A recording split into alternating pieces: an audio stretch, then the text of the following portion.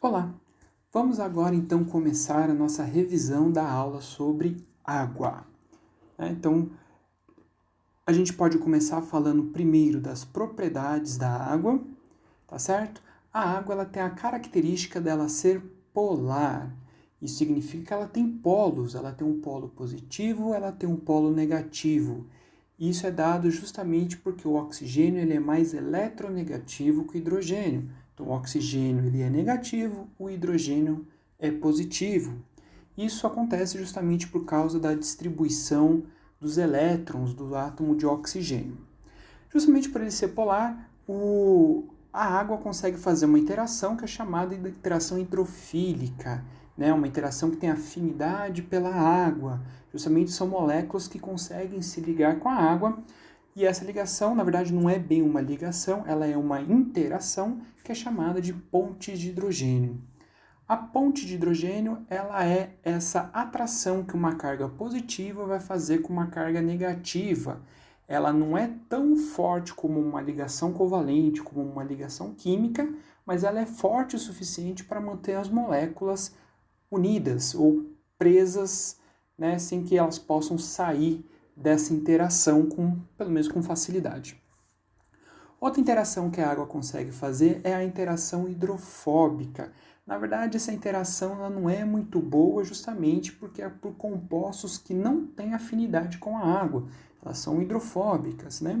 Se a gente pegar, por exemplo, água e óleo e tentar misturar, num primeiro momento, a água vai tentar fazer ligação, vai tentar fazer ponte de hidrogênio com partes hidrofílicas da molécula de gordura, né? Só que a gordura tem pouquíssima parte hidrofílica. Então, no primeiro momento, esse glóbulo vai ser separado porque a água vai começar a fazer interação com uma outra molécula de água, né? Então, vai acabar separando essa gordura, né, esses glóbulos de gordura. Porém, não é interessante para a água fazer isso, porque ela faz pouca interação aqui, e lembra que nesse ambiente por fora tem outras moléculas de água, que tem muito mais atração com essas moléculas aqui. Então, o que vai acontecer? Essas ligações, essas interações, elas vão se soltar, porque elas vão tender a fazer uma ligação com a água, que é a maioria do lado de fora, né? Então, essa água começa a fazer ligação com a água, e esses glóbulos de gordura, como são hidrofóbicos, eles se atraem até que eu separo novamente em duas fases. Tá? Então, é uma interação hidrofóbica. Essas são as propriedades. A questão da função da água, né? Ela tem várias funções no nosso corpo e também na natureza, né? A primeira função dela ela é solvente. Isso significa que ela consegue se ligar com compostos iônicos, justamente porque compostos iônicos têm íons, têm cargas. A água, por ser polar, consegue então ligar nesses compostos, e como eu normalmente tenho mais água, né, no ambiente do que dentro de uma molécula, eu consigo separar, eu consigo retirar esses compostos iônicos. E os compostos neutros também. Embora os compostos neutros não tenham carga, são neutros, eles conseguem fazer essa interação de pontes de hidrogênio. Então, eu consigo também fazer a retirada de uma substância neutra de uma matriz. A água ela é reagente, né? Justamente porque ela consegue retirar, ela consegue enfraquecer essas forças eletrostáticas, essas forças de carga. Lembra que no meio, num processo de digestão, né, no meio eu tenho muito mais água, então eu tenho muito mais força da água ali, e essa água consegue puxar, ou pelo menos quebrar algumas interações pela água, essa é a maioria. Né? E também consegue quebrar pontes de hidrogênio de outras moléculas, fazendo então essa molécula fazer ponte de hidrogênio com a água. Então, com isso eu separo. Então, essa questão de reagente ela é importante justamente porque ela, no processo, por exemplo, de digestão e também no processo de dissociação de sais. Tá?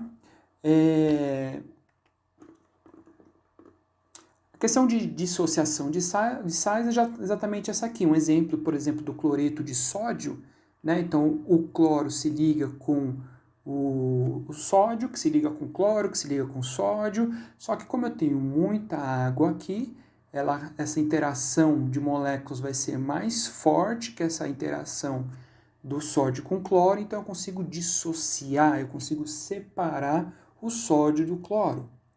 E com isso eu crio uma camada de solvatação, que é uma camada de água, uma camada de hidratação. Então fica uma camada de água que protege, não deixando esses íons, por exemplo, se reconectarem, ou pelo menos se interagirem novamente. Justamente porque eu tenho mais água aqui. Então aqui é a camada de solvatação, né, alta constante de elétrica. A água também ela é carreadora, ela faz transporte. Se a gente for pensar no nosso sangue a maioria é água, então é onde o nosso corpo faz o transporte de substâncias, inclusive o transporte de substâncias hidrofóbicas. Isso a gente vai ver como é feito lá na aula de lipídios. A água ela é muito importante para fazer a termorregulação, né? Nós somos animais de sangue quente, ou somos animais de temperatura constante. Né? Então, a temperatura do nosso corpo, independente se está calor ou frio, né? Se a temperatura do ambiente é quente ou fria, a temperatura do nosso corpo é sempre constante. Quando está muito quente, a gente precisa perder calor para manter o nosso corpo com temperatura estável.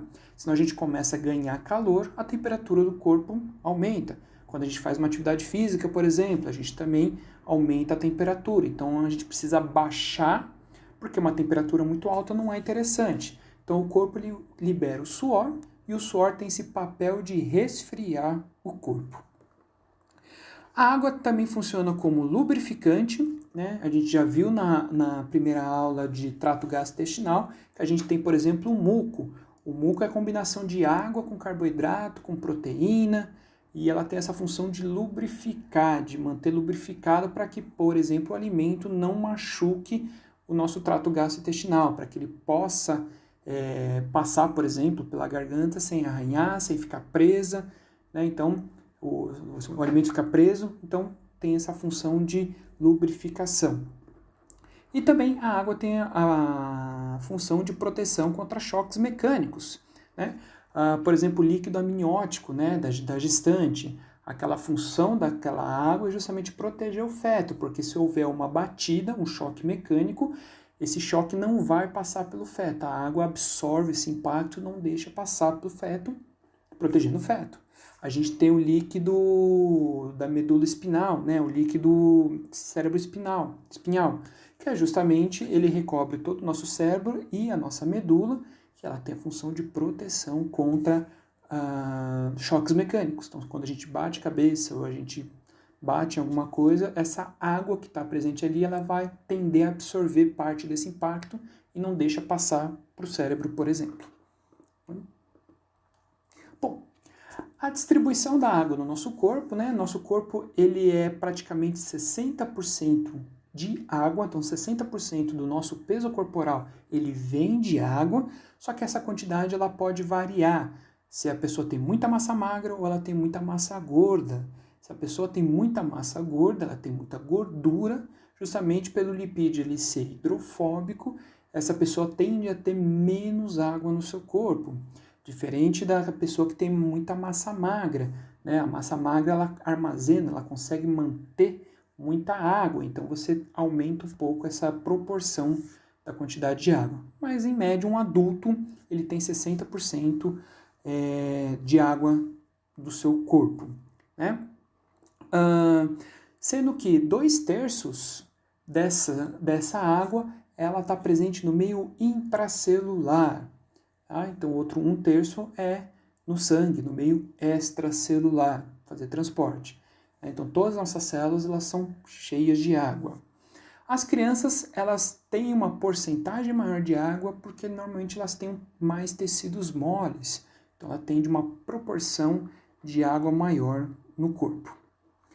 Os idosos tendem a ter uma quantidade um pouco menor porque o idoso normalmente é mais desidratado por uma série de problemas, né, que a gente já viu lá na aula.